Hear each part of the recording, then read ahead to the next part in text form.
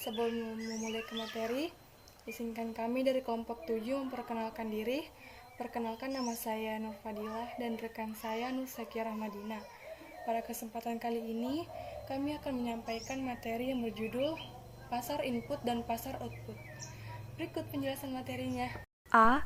Pengertian pasar input dan pasar output. Pasar input adalah suatu pasar yang dimana tempat berinteraksinya permintaan dan penawaran input atau sumber daya produksi, atau definisi lainnya dari pasar input, yaitu pasar yang menyediakan faktor-faktor produksi yang terdiri dari pasar sumber daya alam, modal, tenaga kerja, dan pasar kewirausahaan. Sedangkan pasar output adalah pasar tempat barang atau jasa diperdagangkan. Pasar output atau yang biasa disebut pasar saja merupakan tempat bertemunya permintaan dan penawaran sehingga biasa berinteraksi untuk membentuk harga keseimbangan. B. Ciri-ciri pasar input dan pasar output.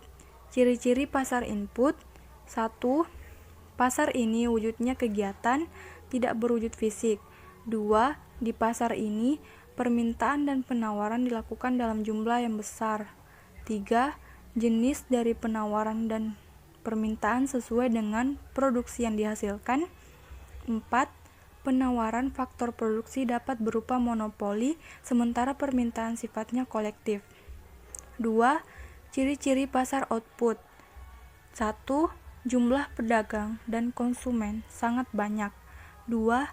Barang dan jasa yang diperjualbelikan homogen atau tidak banyak berbeda antara penjual. 3. Pembeli dan penjual mengetahui keadaan pasar dengan sempurna. 4. Pembeli dan penjual bebas keluar masuk pasar. Macam-macam pasar input dan pasar output. A. Macam pasar input ada dua, yaitu: pertama, pasar input sumber daya alam. Pasar input sumber daya alam merupakan semua proses produksi, misalnya kekayaan alam yang dapat dimanfaatkan seperti tanah, air, sinar matahari, barang tambang, dan udara. 2. Pasar input tenaga kerja atau labor. Pada pasar input tenaga kerja sifatnya baku, dengan begitu keberadaannya dalam suatu proses produksi sangat mutlak diperlukan. Di dalam sebuah pasar, faktor produksi tenaga kerja dihargai dengan gaji atau upah.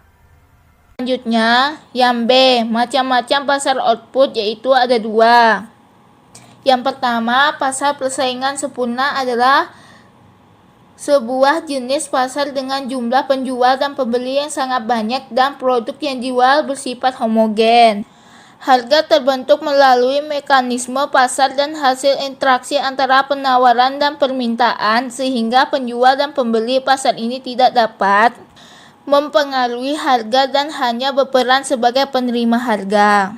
Selanjutnya, pasar persaingan tidak sempurna adalah pasar yang jumlah penjual dan pembeli tidak sebanding atau tidak seimbang.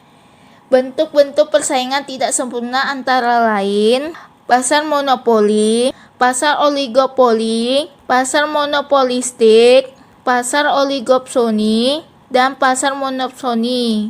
Selanjutnya, D. Kelebihan dan kekurangan pasar input dan pasar output, yaitu: yang pertama, kelebihan dan kekurangan pasar input, yaitu kelebihannya: yang pertama, menyediakan berbagai sumber pembiayaan jangka panjang untuk dunia usaha. Yang kedua, pasar input memungkinkan adanya upaya diversifikasi.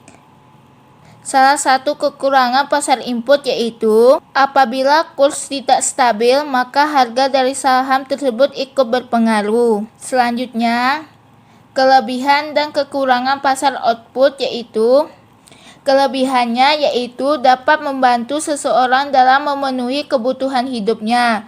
Yang kedua, menjadi perantara untuk melakukan jasa. Selanjutnya, menjadi harta produsen dalam hasil kerjanya.